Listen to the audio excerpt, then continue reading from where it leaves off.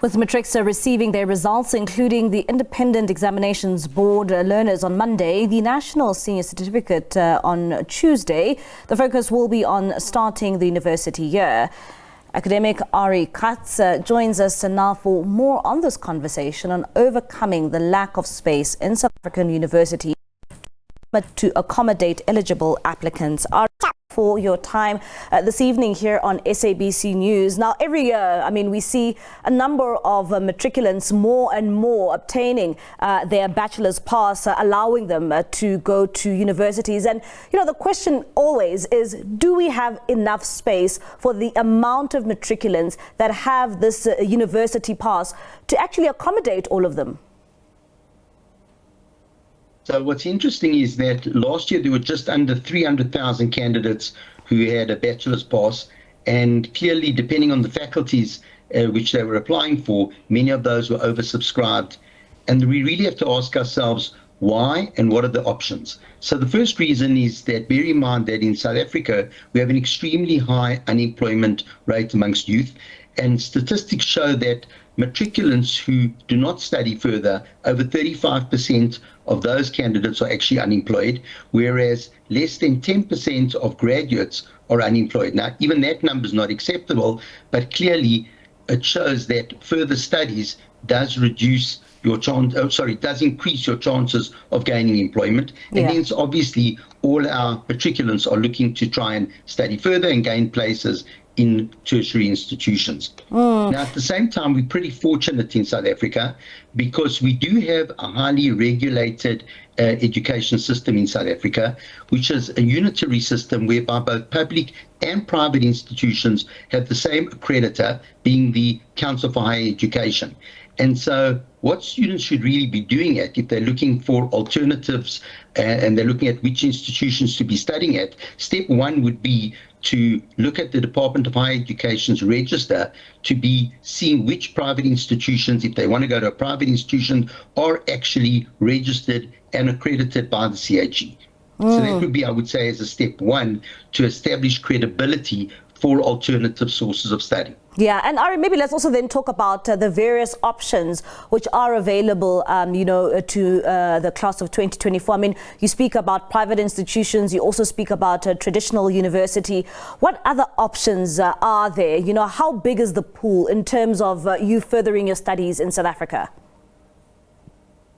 So I think one of the things that we are quite blessed with being 2024 and 2025 is that there are many options available, both in terms of types of institutions and modes of learning. So what I mean by that is, as you said, there's both private and there's public. There are those that are only local accreditation, as those who have international accreditation as well. So that's one category to look at.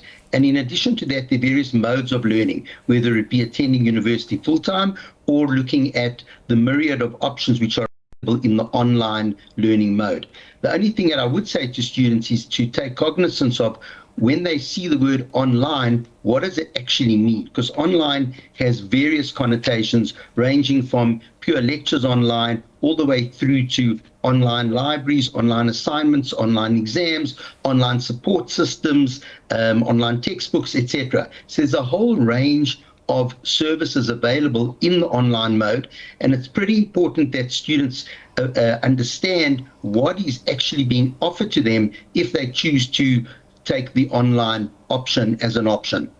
And Ari, what happens in a case where I want to go to university and I have passed my matric, but I don't have the necessary requirements or, the points score for a traditional university? Can I still further my studies? What options are available to those kind of matriculants? So I think first up, it's quite important to note that not all institutions actually use the points system.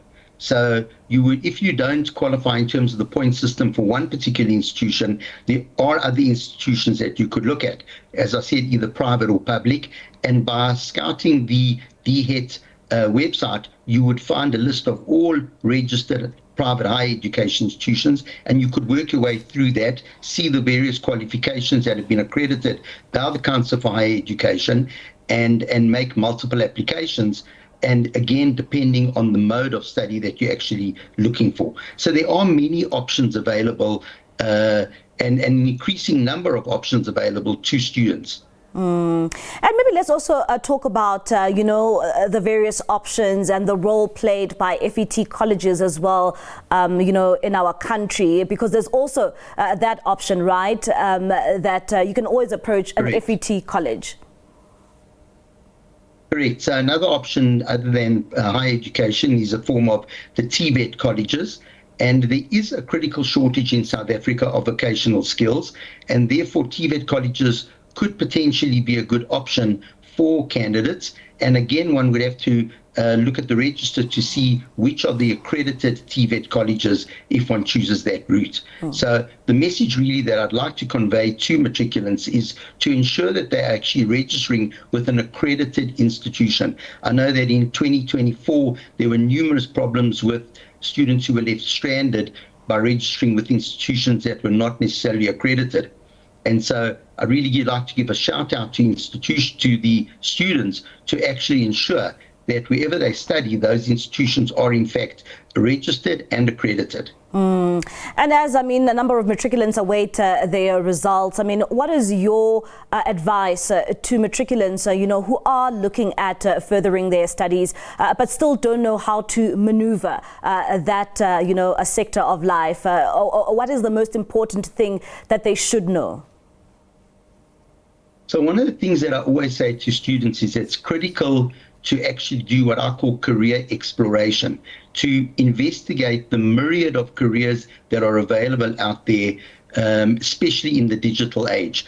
And there are many tools online, such as Career Compass, etc., where one can go and find out what is involved in a particular career, what are the entry requirements for that particular career, how long you'd have to study, and most importantly, I think, is what are the related careers? Because we often find that students start in a particular direction, and then halfway through their studies, they discover that actually this is not really what they want to be doing. And so it's important for them to have structured their qualification in such a way that they keep their options open. And I'll give you a good example. If a student wants to do, for example, study psychology, and halfway through the qualification, he or she decides that this qualification is not really for them, if they structure their qualification cleverly, they might have subjects in there that they can use to branch into things like teaching or industrial psychology or journalism or whatever else it may be. So it's important to think about what is the particular career that I'm going to study, what are the related careers, and how do I structure my degree or my qualification to give me maximum flexibility so that I keep my options open. Because as we all know, that students of 18 and 19 years old don't necessarily know exactly what they want to do. So I think it's important that students undergo career counseling and career exploration. There are a huge amount of resources available on the net, as well as most colleges and universities have free career guidance services. I know we, for example, have a tool called Career Compass, which is freely available to anybody. And you can do career exploration. And the more career exploration you do, the better your chances are at the end of the day of sticking to the particular qualification that you started out studying. Ari, thank you so much for your time. Of course, a number of nuggets that matriculants can use in terms of how they maneuver their life post-matric. And of course, as we are awaiting those results, which will be released by the Basic Education Department tomorrow.